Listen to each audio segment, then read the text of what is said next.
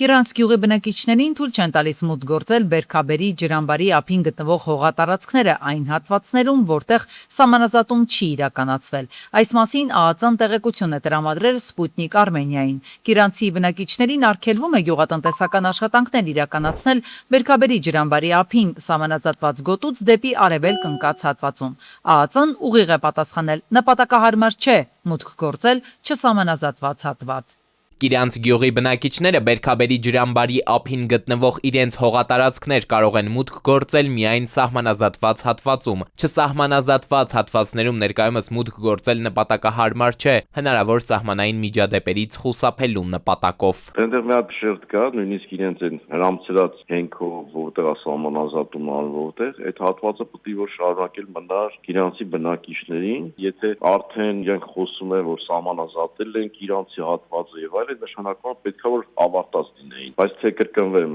ինչ քարտեզում են հիմա սահմանազատում անում եւ ինչ փուլային տարբերական դեղկերում չեմ կարող ասել։ Կիրանցի բնակիչների Բերքաբերի ջրամբարի մոտ գտնվող գյուղատնտեսական հողերին հասանելիություն ունենալու համար բնակիչները պետք է անցնեն այն հիմնական ճանապարհով, որը հիմա Ադրբեջանի վերահսկողության տակ է հայտնվել։ Բերի հողերը, որտեղ նախկինում կիրանցիները ցորեն էին ցանում, անմշակ են մնում։ Գյուղին է պատկանում ջրամբարի ափին գտնվող մոտ 60 հեկտար հողատարածք։ Կիրանցի վարչական ղեկավարը տեղեկացնում է, թե կիրանցիները կարող են համայնքապետարանից անցագիր վերցնել եւ միայն թույլատրելի սահմանազատված հատվածներում աշխատանքներ կատարել։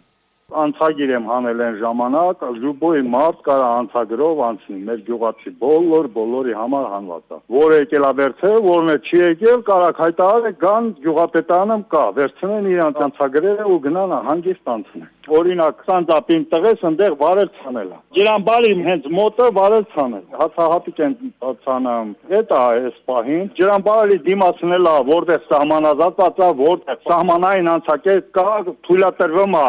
ուներ անցնելու բան, իրավունք, անցնում ես։ Ջրամբարից մենք կարողանում ենք օգտվել հիմա։ Այո, կարողանում ենք օգտվել, հանգստանալ ջրամբարի մոտ, ամեն ինչը կարող ենք անել։ Ջրամբարը, եթե դիտարկելու լինենք խորհրդային միության ժամանակի տարբեր թվականների իրենց ասած գեշտաբների քարտեզներով կամ վարչատարածքային բաժանման քարտեզներով ինքը սահմանային մասում է, այսինքն այն կողմից են այդ որոշ տարածքներ տիրապետում եւ մեր կողմից կան հատվածներ, որոնք որ մեզ է պատկանում, բայց իրենց զարթված հատվածում է եւ գյուղատնտեսական հող եւ արոտավայր, այսինքն գյուղատնտեսական տարբեր հողանդակներ եւ նաեւ լեռնային հատված կա, որի վրա իրանք բավականին լուրջ դիրքային հատված ունեն այնտեղ։ Ընդհանրապես, ըստ քարտեզագիրների պետական սահմանի մասին օրենքի համաձայն սահմանային գոտիներում սահմանային շերտ հասկացություն կա եւ մինչեւ 5 կիլոմետր սահմանային գոտում գյուղատնտեսական աշխատանքներ կատարելու համար համապատասխանաբար կարգավորումներ են հարկավոր եւ սահմանափակումների դեպքում պետք է իրազեկել համայնքային բնակիչներին։ Գյուրջան Կասկադ 60 ամիս փուլային վճարում բազմաթիվ առավելություններ։ Հայաստանում չկա բնակավայր, որտեղ բնակիչները չեն բախվում մի նյարդատար խնդրի։ Իրենց անշարժ գույքի հետ որևէ գործարքի պահին մեկ էլ պարզում են, որ դրա կոորդինատները համադրվում են հարևանների կամ համայնքի հողատարածքների կոորդինատների հետ։ Ինչ է լինում դրանից հետո։ Մարդը բախում է տասնյակ դռներ, հավաքում հարյուրավոր փաստաթղթեր, ծախսում տարիներ, որպեսզի լուծի այդ խնդիրը։ Հողատարածքի վրա շենք է կառուցել, կադաստրային քարտեզների ճշգրտման արդյունքում պարզվել է, որ օրինակ իր կառուցաշինությունը մի 20 քառակուսի մետրով ավելի մեծ է, քան իրականում պետք է լիներ։ Կոտայքի մարզում գիտեմ հողեր, որ X մարդը գիտի, որ այս 1000 մետրը Իրանն է, բայց 10 հատ 1000 մետր այն կողմը Իրանը, ոչ մի բան արած չի, բայց այսօրվա դրությամբ դա ստացել են, ասենք 15-20 տարի առաջ։ Օրենսդիրները նկարագրում են կադաստրային հանույթներում առկա անճշտություններից մի քանիսը։ Դրանք չափազանց բազմազան են եւ կապված են կադաստրային քարտեզների սխալների հետ։ Դրանք էլ կապված են նախկինում կիրառվող տեխնոլոգիաների հետ, որոնք չեն եղել այնքան ճշգրիտ, որքան ներկայում են։ Հույս կա, որ այդ սխալների շտկման process-ում պետությունը կսկսի աջակցել քաղաքացիներին։ Մասնավորապես օրենսդրական փոփոխությունների արդյունքում կադաստրի կոմիտեն է իր վրա վերցնելու քարտեզների ճշգրտման գործընթացում առաջացող խնդիրների լուծման մեծ մասը։ Քաղաքացին, եթե ունի որոշակի խնդիր, որը որ օրինակ կապված է համաձայնությունների հետ, այսինքն պարզ ընթացակարգով լուծման ենթակա կադաստրային քարտեզի ուղղման մասին չի խոսքը։ Քաղաքացին գալիս է դիմումը ներկայացնում է կադաստրի կոմիտե, եւ կադաստրի կոմիտեն արդեն վարույթի բոլոր գործողությունները, այսպես ասած, վերցնում է իր վրա։ Կադաստրի կոմիտեն ինքնուրույն եւս կարող է իրականացնել քարտեզների շտկում, եւ եթե գետնի վրա այդ գործընթացում որևէ բան չի փոխվում, դրա մասին նույնիսկ կարող է չտեղեկացնել քաղաքացիներին, կարիք չկա ստանալու նրանց համաձայնությունը։ Երբ հարևանները տարբեր հողատարածքներ են օգտագործում, չիմանալով, որ իրականում իրենց հատկացված հողամասերը այդ հողամասերը չեն, սակայն տարիների ընթացքում առանց վեճի, առանց խնդրի ամեն մեկը օգտագործել է մյուս անձին, օրինակ սեփականության իրավունքով պատկանող հողամասը, այդտեղ կառուցապատում է իրականացրել, ունի գույք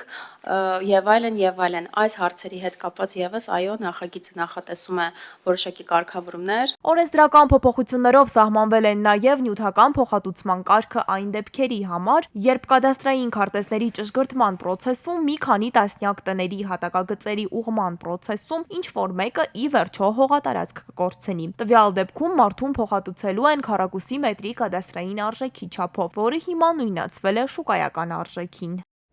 Սոցցանցերը վաղուց դարձել են երեխաների առօրյայի մի մասը, սակայն մասնագետները ահազանգում են, թվային միջավայրում երեխաները հաճախ մնում են միայնակ վտանգների դեմ։ Հայաստանում քննարկում են մինչև 16 տարեկանների մուտքը սոցիալական ցանցեր սահմանափակելու հնարավորությունը։ UNICEF-ը մտահոգիչ տվյալներ է հրապարակել։ 12-ից 17 տարեկան յուրաքանչյուր 20-րդ երեխան, որն օգտվում է ինտերնետից, 1 տարվա ընթացքում ենթարկվել է առցանց սեռական շահագործման կամ բռնության։ Դեպքերի 71%-ը տեղի է ունեցել ամբողջությամբ առցանց միջավայրում։ Սահմանափակումների միջազգային փորձը նոր է ձևավորվում, սակայն մասնագետների խոսքով դրա կիրառումը բազմաթիվ հարցեր է առաջացնում։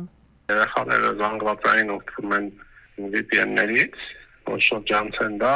եւ մի շարք պետություններ հիմա գնում են այն ուղղությամբ, որ փորձեն VPN-ները վերահսկողության տակ պահել, այսինքն վերիֆիկացնել, թե օգտվողը քանի տարեկան է։ Դա արդեն ստեղծում է շատ լուրջ խնդիրներ վերահսկողության, նշանակում է բոլորին պետք է ստուգես։ Մասնագետներն ասում են, որ սոցիալական ցանցերում սահմանափակումների կիրառմամբ օգտատերերի ինքնության ստուգման գործընթաց է սկսվում, ինչը կարող է հանգեցնել մարդկանց պարտադիր ներկայանալուն։ Օգտատերերը ստիպված են լինում հաստատել ինքնությունը անձնագրով կամ սելֆիով։ Փորձագետները նշում են, որ խնդիրը միայն վնասակար բովանդակությամբ չի սահմանափակվում, քանի որ սոցցանցերի անվերահսկելի օգտագործումը կարող է բացասաբար ազդել նաև երեխաների հոգեկան առողջության, ուշադրության եւ վարքային սովորույթների վրա։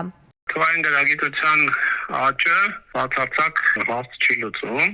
որովհետև այդ արգելքները ոչ միայն նրա համար են, որ երեխաները անվտանգ լինեն։ Ահազանգներ կան, բժշկական եւ այլն, վերաբերյալ, որ անընդհատ ցանցերից օգտվել են, նաև ազդում է երեխաների ընդհանուր հոգեկան վիճակի վրա, ֆիզիկական։